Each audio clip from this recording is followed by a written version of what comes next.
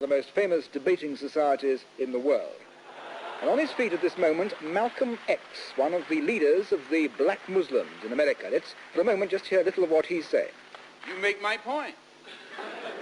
That as long as a white man does it, it's all right. A black man is supposed to have no feelings.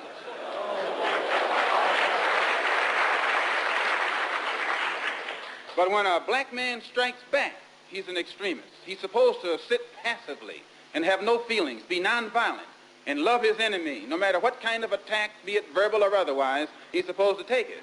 But if he stands up and in any way tries to defend himself, then he's an extremist.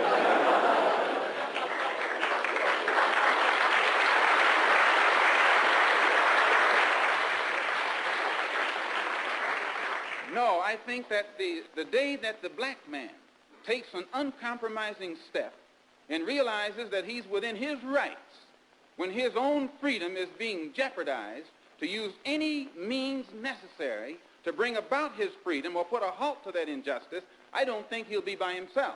I live in America where there are only 22 million blacks against probably 160 million whites.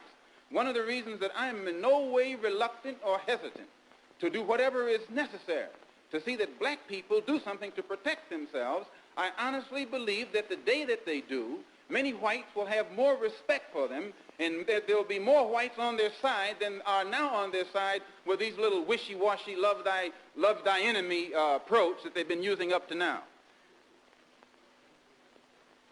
And if I'm wrong, then you are racialist.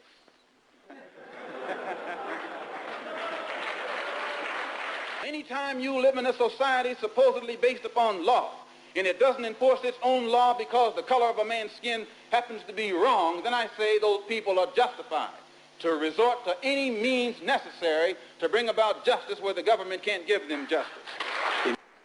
I read once, passingly, about a man named Shakespeare. I only read about him passingly, but I remember one thing he wrote that kind of moved me. He put it in the mouth of Hamlet, I think it was, who said, "To be or not to be." He was in doubt about something.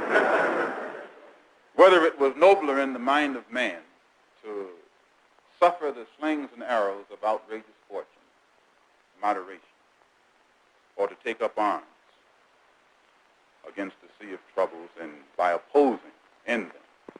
And I go for that. If you take up arms, you'll end it. But if you sit around and wait for the one who's in power to make up his mind that he should end it, you'll be waiting a long time. And in my opinion, the young generation of whites, blacks, browns, whatever else there is, you're living at a time of extremism, a time of revolution, a time when there's got to be a change. People in power have misused it, and now there has to be a change, and a better world has to be built, and the only way it's going to be built is with extreme methods. And I, for one, will join in with anyone.